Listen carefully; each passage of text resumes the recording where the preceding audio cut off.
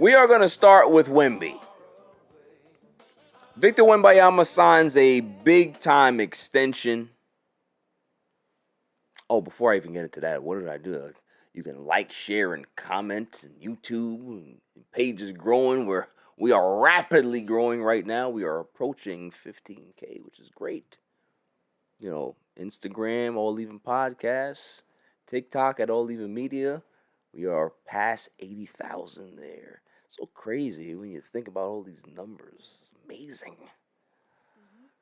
Who would have thought somebody would want to listen to me that much? It's like I feel like you just hit on YouTube just 10K. I remember like the announcement, just 10. Like, what you just reach 10K, and then all of a sudden you've reached almost half of the 10K. And I don't even know how long. It hasn't been that long. No, it hasn't been that long at all. But listen, I appreciate everybody that subscribed, that watching the videos. We got Whistleblower. Those videos are going crazy right now. People are very opinionated about them. And I just say again, I just ask the questions. I ask the questions, and she goes ahead and delivers whatever she has to deliver. So shouts to the Whistleblower. That's the homie. But Victor Wembanyama. Victor Wembanyama goes ahead and he takes the extension from the San Antonio Spurs. He is signing a 5-year, $252 million extension with the Spurs. Now, the reason why this is a big deal is because he left money on the table. And the biggest news story out there for the year for me, or even before when it actually got signed, was Jalen Brunson sacrificing and leaving all that money on the table for the Knicks to be able to build the team, build a competitive roster, and how many years later they're NBA champions. So Victor Wembanyama decided to take the 25% max instead of the 30% super max, because he wanted to give the team a little bit more wiggle room to be able to compete. You want to see stuff like that because with my own team, with the Los Angeles Lakers, you had a guy like Austin Reeves take the full max instead of being able to give some of that money back to be able to help the team build a little better. Now, obviously, him signing whatever he signed this season doesn't affect the Lakers' spending power or whatever they spent on. But going forward, it does.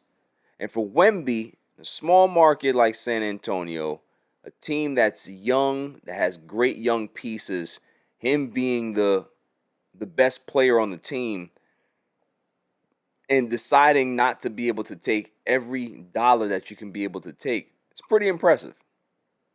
It's pretty impressive that he understands what's in front of him, understands the opportunity here to be able to win a championship within the next few seasons and possibly have the next Spurs dynasty. If you're going to be the spearhead of that Spurs dynasty, you need to show and prove. And if he wants to take a little less to be able to give back to the team so they have a lot more to be able to spend on or keep their own players, salute to the kid, man. I was very critical of him in regards to his behavior. Just a maturity gap that I saw from him. I'm not going to continue to bash this guy because he's going to learn. He's going to continue to grow. He's going to continue to mature. He's going to continue to hopefully stay healthy and grow into the superstar that everybody wants him to be. And this is the first step of that, I believe. Him being able to accept that extension, wanting to stay in San Antonio, taking less money, and him being able to be the leader and the captain of this team to be able to lead them into the next generation. So I love it. I wish more stars would do this. I wish that more players would look at the opportunity and say, listen, I'm a very good player. If I just take a little bit less, I'm going to be able to make this back on the back end. Now, granted, you can never foresee the future. who knows if guys get hurt or there's a career-ending injury where, hey, I took less, I can't play anymore, and I could have had more, right? Those are always like risks that you have to take. But you do risk assessment. You realize what's happening. You bet on yourself, and you see exactly what's going on. For a guy like Wemby, Wemby can be able to take any amount of money that he wants because his endorsements off the court are going to be massive. So his actual NBA salary really has no bearings on his actual like net worth overall, because he's going to be making a lot more money outside of basketball than he would be in regards to his NBA salary. So, salutes to the kid, man. I like to see this. I want to see this more. I want to see guys really start being a lot more team friendly in regards to their deals. It's just like Patrick Mahomes. Patrick Mahomes is the highest paid player in football right now, but his deal is team friendly all the time. He can always be able to restructure. You can't restructure in basketball. I'm not comparing. I'm just saying that this is a guy that took a team-friendly structure to be able to help this team maintain flexibility and stay competitive. That's what you want. You don't want to lock in and be like the Boston Celtics, where they have two supermax players taking up 70% of the cap, and they can't fill out the roster because now they're just like, okay, well, we have these two guys with these two albatross of contracts. How are we going to continue to compete? You can't have that.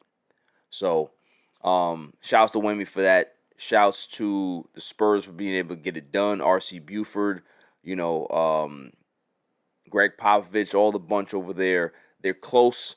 They're right there on the precipice to be able to have this be a real legit dynasty. Them, Oklahoma City. Even I like what the Wolves are doing. I don't know if it's going to work, but I do like what these teams are doing because they realize the window of opportunity to be able to win a championship is literally right there in front of their faces. So, shouts to them. Moving on.